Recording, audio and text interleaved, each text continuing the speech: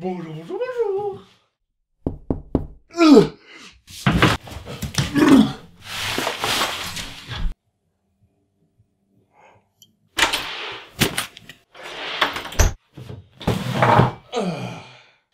Et voilà, c'est parti. Là, on a le nouveau casque. Le nouveau casque, ben vous l'avez vu, c'est marqué dans le titre de la vidéo, c'est un Astro A40 Pro TR. On va voir comment est-ce qu'il est, parce que je ne l'ai pas toujours pour ouvert. Hein. Je l'ai reçu de Top Achat tout à l'heure, il y a quelques heures. Et maintenant, c'est parti, on l'ouvre. Le couteau qui va nous permettre de découvrir un bijou de technologie. Alors,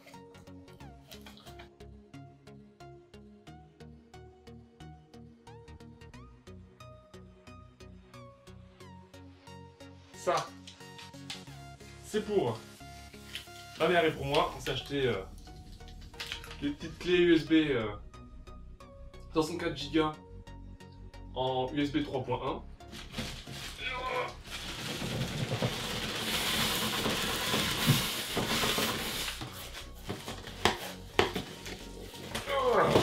Allez.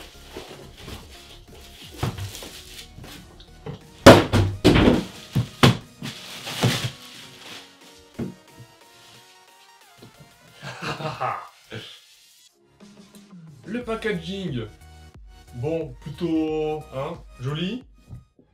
Tan, tan, tan, tan, tan, tan, tan, tan, tan. Ok, c'est pas grave. Hop là. Alors voilà, hein, ça, c'est pas mal, hein, oui. Non, non. Ah oui. J'arrive pas encore à me dire que, en fait, il est à moi ce casque. En fait. On va commencer par le principal, hein, direct, hein, on y va à fond. Hein. On se lance. Hein. Il est confortable. De ouf. Donc, les premières choses qu'on peut remarquer sur ce casque. Sur ce casque qu'on voit, et qu'ici, normalement, de ce que j'ai vu, c'est aimanté, c'est plutôt pas mal. Hop, on le met, on l'enlève. Il n'y a pas de... On risque de le casser puisque c'est un aimant, donc on risque pas de le casser. Pareil de l'autre côté. Hop. Bon, ça c'est la base. Ensuite, dans la continuité de la boîte, la bobotte, pardon. On a le mixant léger. Donc je disais qu'on a la grosse molette, ici, qui nous sert donc pour régler le son général, si je puis dire. Et puis en bas, la petite molette, qui sert à gérer la différence entre l'égalité de son entre les voix et puis le jeu. On peut le brancher donc d'un côté, ici, pour ceux qui préfèrent l'avoir à gauche. Et pour ceux qui préfèrent l'avoir à droite, et bien comment on fait? On a juste à faire ça. On l'a à droite. N'est-ce pas magique? C'est parfait. Ce casque est parfait. La vie est parfaite, la vie est belle. La vie est rose. Quand on a bu, c'est encore un peu plus rose. Ici, on a un câble. Oh, ça c'est intéressant.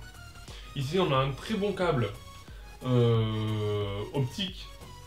Enfin, je dis un très bon câble parce qu'en fait, il est blindé. On a un meilleur son, d'autant plus que on a sur ce mixant la possibilité de cliquer sur ce petit bouton. Là.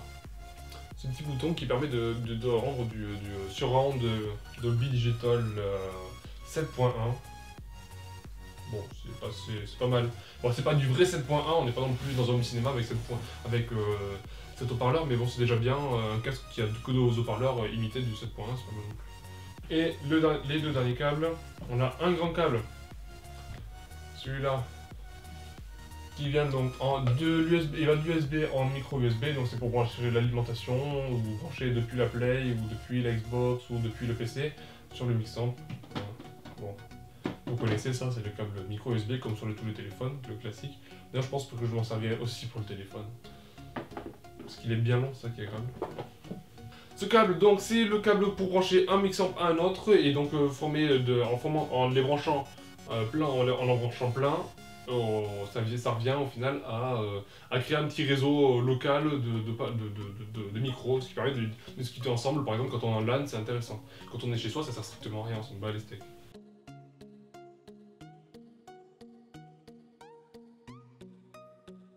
voulais en premier cas un micro, un casque haut de gamme, un casque avec un bon son. Celui-là il fait du surround 7.1, bon c'est plutôt pas mal. Je voulais un bon micro, enfin micro potable. Et ben voilà, je pense qu'on a fait le tour de tout ce qu'il y avait dans le carton. Hein, on va passer au test. Je vais l'essayer, je vais le brancher, je vais vous montrer le micro, à quoi ça ressemble, s'il est plutôt pas mal ou pas. Et puis on va voir les branchements, tout ça. Allez go. On se retrouve avec Rémi. Rémi qui est là, moi je suis là. Et on va monter le casque sur le PC. Parce qu'on va le tester. Tester quoi? T'en penses quoi? Hein? Tes premières impressions? Déjà, il est confortable. On n'entend pas très bien. Donc c'est bon point. C'est le but du type fermé oui. En fait. Oui, sauf que là c'est pas du ferme actif. Non. Ce sera fermé, quand ce sera allumé, ce sera fermé. Et en plus il est lourd, donc c'est cool. Et il fait pas mal au-dessus là en fait. Et ça c'est un bon point, voilà, c'est tout. On n'a pas encore passé des heures de jeu, mais je pense que pour l'instant, il paraît vraiment bien. Hein. Ouais, il a l'air solide aussi, donc c'est cool. Ouais, solide ça, c'est le temps qu'il nous le dira. Hein. Direct, moi mais direct, je vais sur 7.1, activer, là on active. Ça, je sais pas ce que c'est, on verra bien. Oh, c'est pour laisser les différents programmes. Ce petit bouton en fait, c'est pour sélectionner les différents programmes qu'on aura préalablement enregistrés sur le Mixamp au travers d'un logiciel que j'ai pas encore installé. Hein, que je ferai une deuxième vidéo quand je l'aurai installé, pour voir comment ça marche.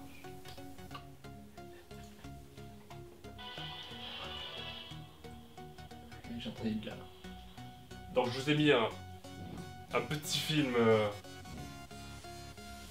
Un petit film, Iron Man 3. Écris pas trop, ça va?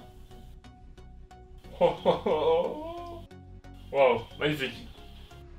On entend les moindres détails.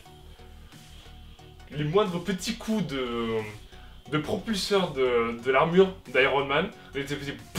Juste le temps que l'armement de ces propulseurs, c'est magnifique. Vraiment. Et quand je parlais, j'entendais pas du tout ce que je disais, mais vraiment pas. Pourtant le son est pas super fort. Ouais, tu criais. Ah ouais? Ouais, tu criais quasiment, ouais. On va voir. Ah, par contre, on entend un peu ce qui se passe dans le casque. Hein. Lui, il m'entend pas, mais moi j'entends tout ce qui se passe dans son casque. Si, je t'entends. Ah, bah, tu parles, tu cries aussi. Un peu, quoi.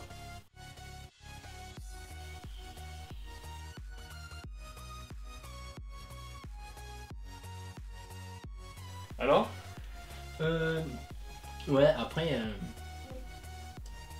c'est un casque audio, quoi. Mais oui, après on entend pas mal de détails, mais ouais, après c'est un casque audio, quoi. Enfin, j'ai rien à dire. Ouais. Moi, il me tente de voir le logiciel en fait, pour pouvoir régler les basses, mettre à fond les basses, à fond tout ça là. Pour pouvoir, enfin peut-être pas à fond, pour abuser, mais au moins pouvoir booster un peu tout ça pour vraiment. J'adore les basses, c'est vraiment important pour moi. C'est pour ça que j'ai un petit. Et son basse. Ouais, voilà. Donc, l'avantage de celui-là, c'est qu'on peut le brancher au téléphone. Contrairement à l'A50, au A50, que lui, je me suis renseigné, pareil, il fallait donc brancher ce boîtier, il y a à peu près le même boîtier, mais qui était relié au casque en sans fil. Que celui-là, il fallait le brancher donc au téléphone, et en même temps l'alimenter avec une batterie externe, pour ensuite envoyer la musique sur le casque.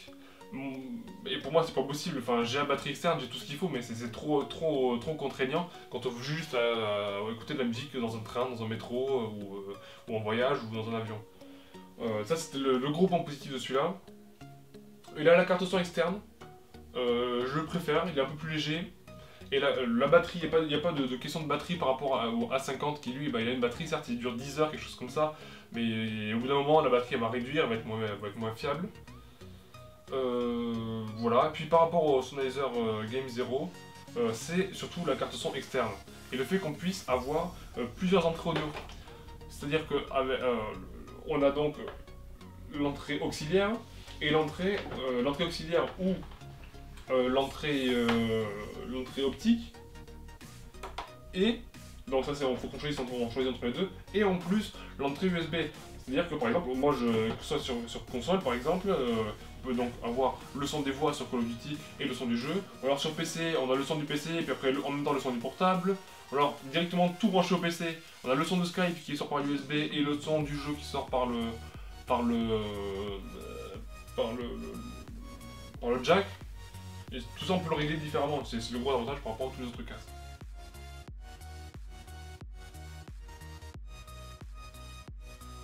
T'en as pensé quoi toi Rémi globalement? Très confortable, tant au niveau de l'oreille, du port en fait, au niveau du port qu'au niveau de la tenue, en fait, quand on tient comme ça, parce qu'il est pesant, sans être trop lourd. Et au niveau de l'écoute, on entend des détails, il y a un bon son, même sans avoir de réglage, il y a quand même d'assez bonnes basses, on entend les bruits sourds, c'est con à dire ça, mais c'est ça, on entend les bruits aigus et franchement j'aime bien et je pense que ce sera un très bon casque pour écouter des films ou de la musique tout simplement. Et pour jouer, enfin à la base c'est quand même un casque gamer. Hein. Pour jouer aussi. Ouais. Bon moi c'est pareil, hein, on va pas répéter 50 fois, enfin si on va répéter, c'est moi qui l'aurais dit au moins. Hein. Voilà, donc le casque il est très confortable. Il a un bon son, un son excellent. Enfin, de toute façon, on va le tester au bout de plusieurs heures de jeu d'affilée ou plusieurs heures de films ou de tout ça d'affilée. Là, on pourra vraiment voir s'il est vraiment confortable sur la durée, s'il a vraiment un bon son en testant sur différents jeux, différents types de réglages, tout ça. De toute façon, je vais refaire une vidéo. On va tester, j'ai 3 casques, 3 micros différents. On va tester un peu la différence. Et puis, on en profitera pour tester les réglages. Et le logiciel, donc les réglages qu'on peut faire sur le logiciel pour ce casque. Voir si on voit vraiment la différence, c'est juste un petit gadget. Voilà.